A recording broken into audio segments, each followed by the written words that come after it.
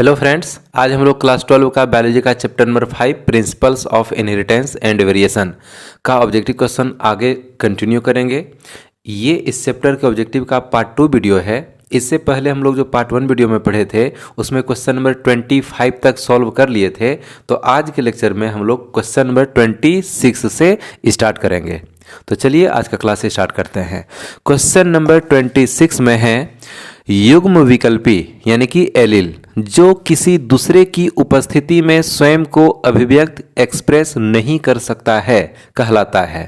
कोई एलील जो किसी दूसरे एलील की उपस्थिति में खुद को एक्सप्रेस नहीं कर सकता है, अपना प्रभाव नहीं दिखा पाता है, हम उसको क्या बोलेंगे? जैसे स्मॉल टी एक एलील है, यदि ये कैपिटल टी के साथ रहेगा, यदि स्मॉल टी कैपिटल टी के साथ रहेगा तो स्मॉल टी खुद को एक्सप्रेस नहीं कर सकता है, ये अपना प्रभाव नहीं दिखा पाता है।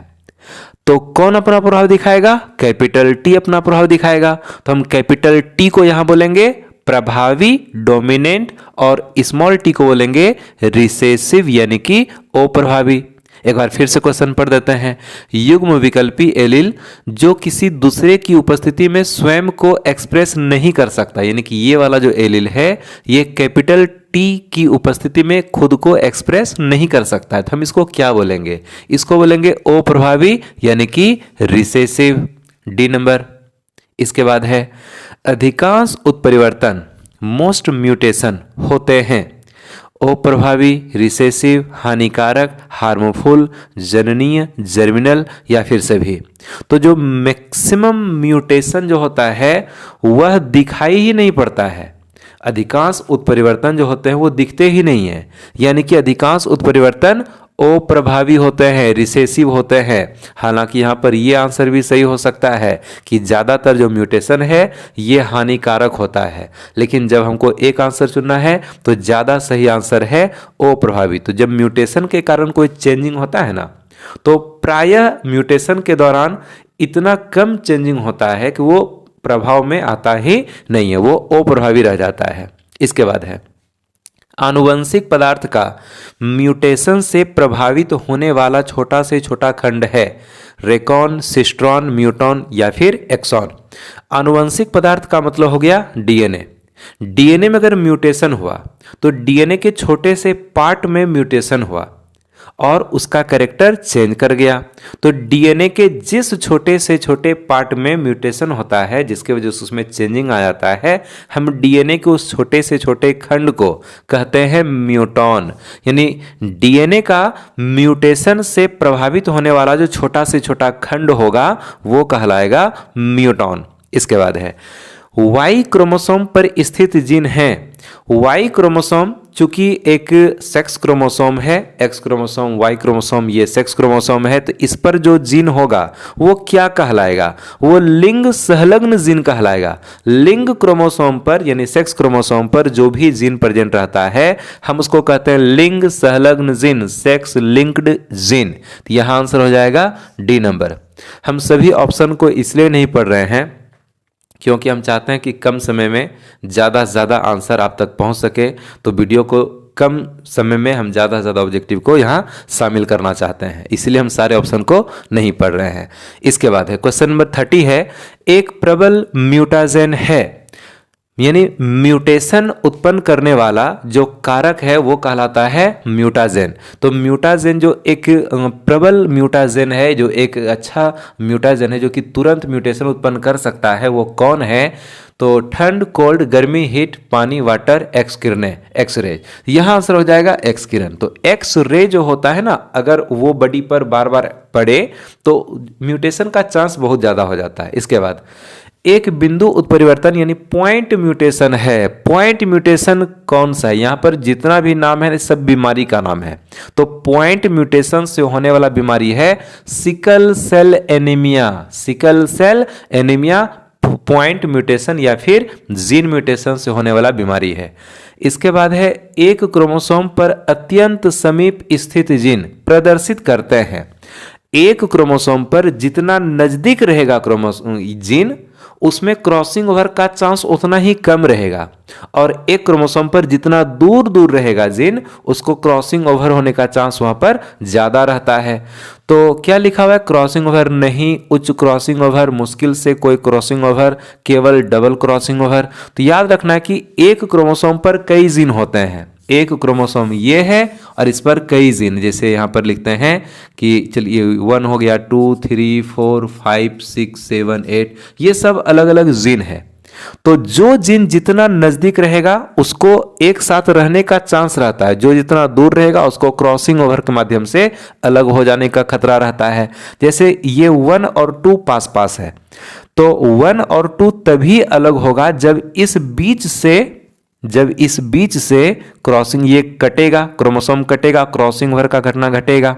लेकिन अगर हम बात करें ये जीन नंबर 1 और 8 ये बहुत दूर में है, तो जब बहुत दूर में है तो चाहे ये क्रोमोसोम यहां से कट जाए, चाहे यहां से कट जाए, चाहे यहां से कट जाए, कहीं से भी कट जाए, कहीं से भी कटे, तो 1 और 8 को तो अलग हो ही जाना है। चाहे यहां से कटे तो भी 1 8 अलग होगा, यहां से कटे तो भी 1 8 अलग होगा। तो जो जितना दूर में रहता है उसको क्रॉसिंग ओवर के माध्यम से अलग होने का चांस ज्यादा रहता है, लेकिन जो जिन जितना पास पास रहेगा उसको एक साथ रहने का चांस बनता है, यानी उसको क्रॉसिंग ओवर में भाग लेने का चांस कम रहता है। तो यहां आंसर हो जाएगा मुश्किल से कोई क्रॉसिंग ओवर। अगर क्रोमोसोम पर काफी नजदीक में जीन है तो मुश्किल से ही क्रॉसिंग ओवर होगा। फिर है दो समान युग्म विकल्पी यानी एलील वाला एक व्यष्टि है। दो समान एलील वाला, समान एलील मतलब अगर कैपिटल टी है इसको क्या बोलेंगे? होमोजाइगस। स्मॉल टी है, समान है, क्या बोलेंगे? होमोजाइगस। एक कैपिटल टी है, एक स्मॉल टी है, अलग अलग हो गया, इसको क्या बोलेंगे? हेट्रोजाइगस। तो दो समान एलील वाला जो व्यष्टि है यानी कोई जीव है वो क्या होगा? तो समान वाला क्या कहलाता है? होमोजाइगस। तो होमोजाइगस सी नंबर में है। इसके बाद है मोनोहाइब्रिड क्रॉस का जीनोटिपिक रेशियो पूछा जा रहा है। यदि मोनोहाइब्रिड क्रॉस का फिनोटिपिक रेशियो होगा तो आंसर हो जाएगा 3:1, 3:1। लेकिन यहां जीनोटिपिक रेशियो है, यानी कि capital T ratio, capital T small T ratio, small T बराबर क्या होता है? 1:2:1। तो आंसर है यहां पर सी नंबर, 1:2:1। तो आप इसका स्क्रीनशॉट लीजिए, हम अगले पेज के साथ तुरंत आ रहे हैं।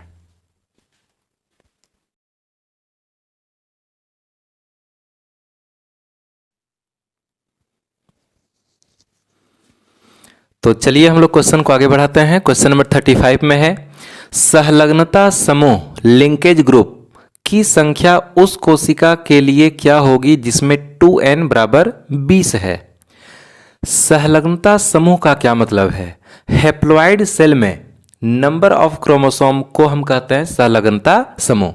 हैप्लॉइड सेल में जितना क्रोमोसोम होगा उसी को हम बोलते हैं सहलग्नता समूह लिंकेज ग्रुप।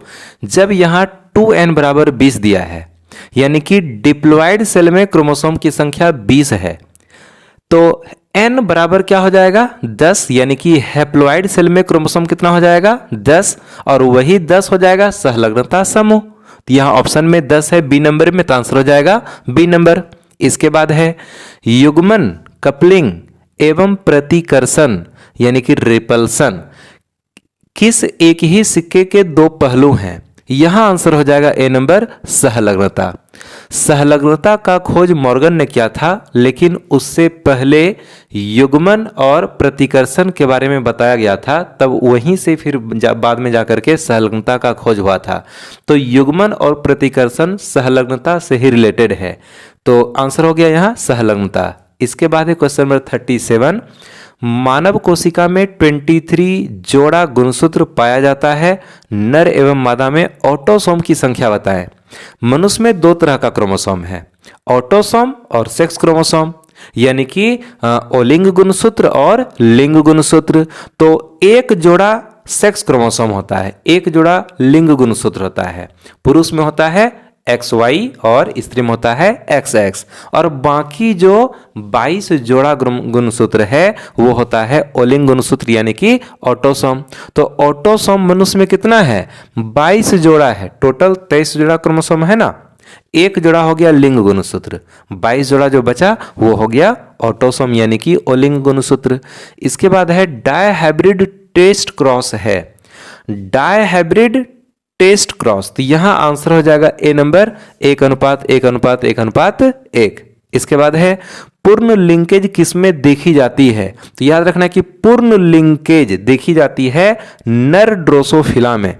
इसके बाद है नलीसोमी को दर्शाता है, नलीसोमी को कौन दर्शा रहा है, 2n-2 हो जाएगा, यानी कि डिप्लॉयड क्रोमोसोम सेट में अगर 2 क्रोमोसोम की कमी हो जाए इसको हम कहते हैं नलीसोमी। यहाँ ये है मोनोसोमी, ये हो गया नलीसोमी, ये हो गया ट्राइसोमी, ये हो गया टेट्रासोमी। इसके बाद है क्वेश्चन नंबर 41 में है पॉइंट म्यूटेशन में एडेनिन ग्वानिन द्वारा प्रतिस्थापित होता है, यह है जब एडेनिन ग्वानिन द्वारा प्रतिस्थापित हो, एडेनिन और ग्वानिन दोनों ही कहलाता है प्यूरिन, और यानी एक प्यूरिन का प्रतिस्थापन दूसरे प्यूरिन के द्वारा ही हो रहा है, तो हम इसको कहते हैं ट्रांजिशन। हम इसको क्या बोलेंगे, ट्रांजिशन। यदि एक प्यूरिन का प्रतिस्थापन दूसरे प्यूरिन से हो, एक पिरिमिडीन का प्रतिस्थापन दूसरे पिरिमिडीन से हो, तो इस कंडीशन को हम बोलते हैं ट्रांजिशन। यदि प्यूरिन का प्रतिस्थापन पिरिमिडीन के द्वारा हो तब ये कहलाएगा ट्रांसवर्सन, तभी आंसर होगा डी नंबर, ट्रांजिशन। फिर है एक व्यष्टि में हैप्लॉइड क्रोमोसोम संख्या 10 है, इसकी टेट्रासोमिक संख्या होगी, हैप्लॉइड क्रोमोसोम संख्या कितना है 10, इसकी टेट्रासोमिक संख्या होगी। टेट्रासोमिक संख्या के क्या मतलब है, टेट्रासोमी, यही है टेट्रासोमी। ये 2n+2 क्या कहलाता है, टेट्रासोमी, यानी कि टेट्रासोमी का मतलब है 2n+2 हो जाएगा। तो जब यहाँ हैप्लॉइड क्रोमोसोम संख्या यानी n का मान 10 है, n का मान 10 है, तो जब n का मान 10 है तो 2n यानी कि 2 × 10 हो गया, और फिर 2 जुड़ जाएगा यानी कि हो गया कितना, 20 + 2 यानी कि 22। आंसर कहाँ है, तो 22 हो गया यहाँ सी नंबर में, है ना। यानी कि हैप्लॉइड क्रोमोसोम संख्या कितना है 10, तो टेट्रासोमिक संख्या क्या होगा, 2n+2 करना है, तो ये n का मान है 10, 2n का मान हो जाएगा 20 + 2 22 हो गया। इसके बाद है capital A capital A, capital B small b, small c से कितने प्रकार के गेमिट्स का निर्माण होगा। गेमिट्स का जो टाइप ऑफ गेमिट्स का जो निकालने का जो फॉर्मूला है वो है 2n, 2n, जहां n का मतलब क्या है, number of heterozygous condition, number of heterozygous condition. यहां देख रहे हैं कैपिटल A होमोजाइगस, फिर है स्मॉल c ये होमोजाइगस, लेकिन कि ये कैपिटल B स्मॉल b यही हो गया क्या, हेटेरोजाइगस। तो नंबर ऑफ हेटेरोजाइगस को ही दर्शाते हैं किससे, n से। तो यहां पर कितना हेटेरोजाइगस कंडीशन आया, बस एक आया, यानी कि ये तो होमोजाइगस, ये भी होमोजाइगस, तो ये हो गया हेटेरोजाइगस। कितना पीस, एक पीस आया हेटेरोजाइगस, यानी कि 2 पर पावर क्या हो जाएगा, 1 हो जाएगा, और इसका मान क्या निकल गया, 2 निकल गया। तो 2 टाइप के ही गेमिट का निर्माण होगा, 2 ही प्रकार के गेमिट का निर्माण होगा। फिर है capital T cross capital T small t है, ये क्या है, तो ये हो गया F1 जनरेशन, और ये हो गया एक पेरेंट यानी कि डोमिनेंट पेरेंट। तो जब इस तरह का क्रॉस होता है हम इसको क्या बोलते हैं, बैक क्रॉस बोलते हैं। फिर है ब्लड ग्रुप ए में होता है, ब्लड ग्रुप ए में क्या होगा, एंटीजन ए होगा और एंटीबॉडी स्मॉल बी होगा, एंटीजन कैपिटल ए होगा, एंटीबॉडी स्मॉल बी होगा। तो यहां पर आंसर हो जाएगा C number, antigen A antibody B, यानी एंटीजन कैपिटल ए होता है और एंटीबॉडी स्मॉल बी होता है। क्वेश्चन नंबर 45 तक हुआ, एक पेज अभी और होगा तो आप इसका स्क्रीनशॉट लीजिए, हम तुरंत अगले पेज के साथ आ रहे हैं।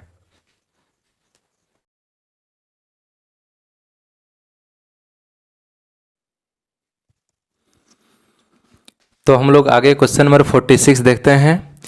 क्लाइनफिल्टर सिंड्रोम है, क्लाइनफिल्टर सिंड्रोम है, क्लाइनफिल्टर सिंड्रोम में होता क्या है? पुरुष में होने वाला एक बीमारी है जिसमें एक एक्स क्रोमोसोम की अधिकता हो जाती है, जिसके कारण उसमें 44 प्लस XX Y क्रोमोसोम हो जाएगा। नॉर्मल पुरुष में 44 प्लस XY होता है, जब उसमें एक एक्स क्रोमोसोम एक्स्ट्रा आ जाएगा तो हो जाएगा 44 प्लस XXY। फिर है वह आनुवंशिक विकार कौन है जिसमें एक व्यक्ति में मुख्यतः पौरुष लक्षण यानी पुरुष मेल का लक्षण होता है, परंतु उसमें कुछ लक्षण मादा के भी होते हैं और वह बांझ होता है।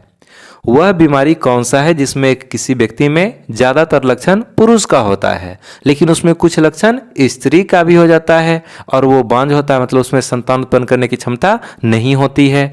तो ये तो हो गया क्लाइनफिल्टर सिंड्रोम, यही वाला 44 प्लस XXY, ये है पुरुष, कुछ लक्षण स्त्री का भी देखा जाएगा। क्यों? क्योंकि एक एक्स्ट्रा एक्स क्रोमोसोम आ चुका है और इसमें संतान उत्पन्न करने की क्षमता नहीं होती है, क्लाइनफिल्टर सिंड्रोम होगा।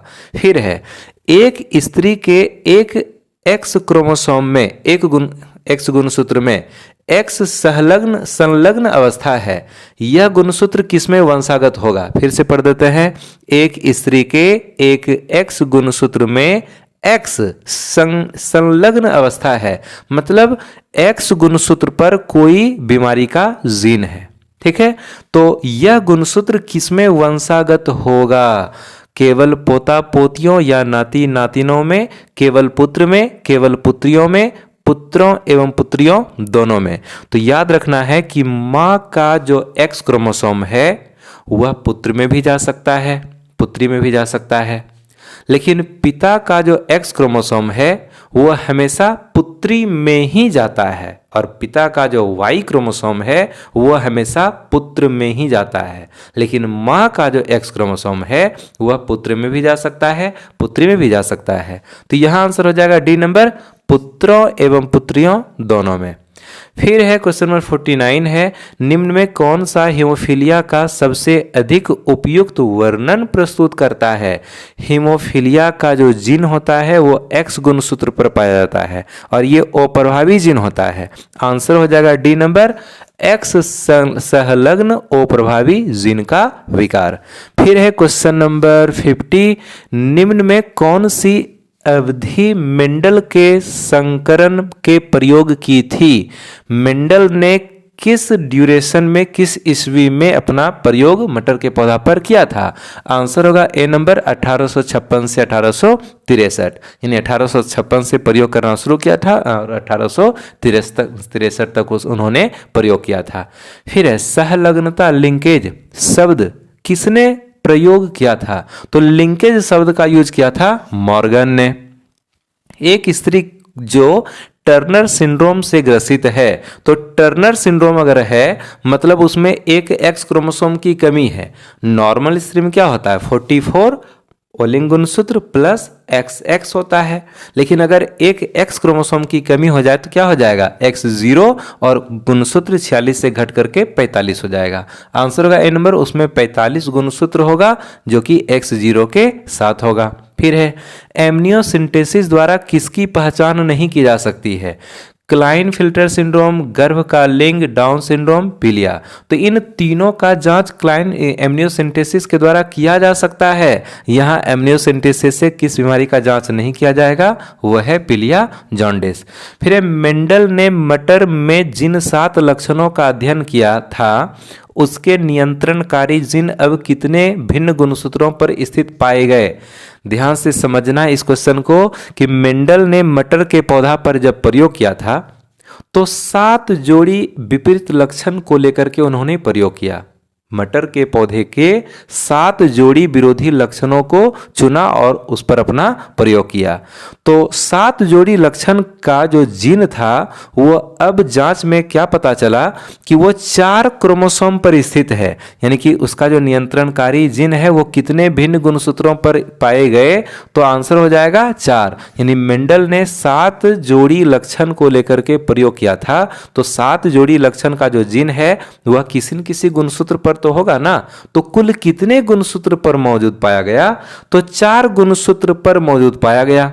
आंसर हो जाएगा यहां पर डी नंबर 4। तो अभी क्वेश्चन नंबर 54 तक हो चुका है और अभी इस चैप्टर में आगे ऑब्जेक्टिव नहीं होगा। तो इस चैप्टर के ऑब्जेक्टिव का 2 वीडियो ऑलरेडी बन चुका है और इतना काफ़ी है। आप सभी का एग्ज़ाम नज़दीक है और मेरी शुभकामनाएं आप सबके साथ है।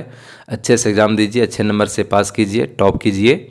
और थोड़ा सा बता देना चाहते हैं कि जो 70 ऑब्जेक्टिव क्वेश्चन पूछा जाएगा तो भूल से भी कोई 35 से ज़्यादा ऑब्जेक्टिव नहीं बनाइएगा।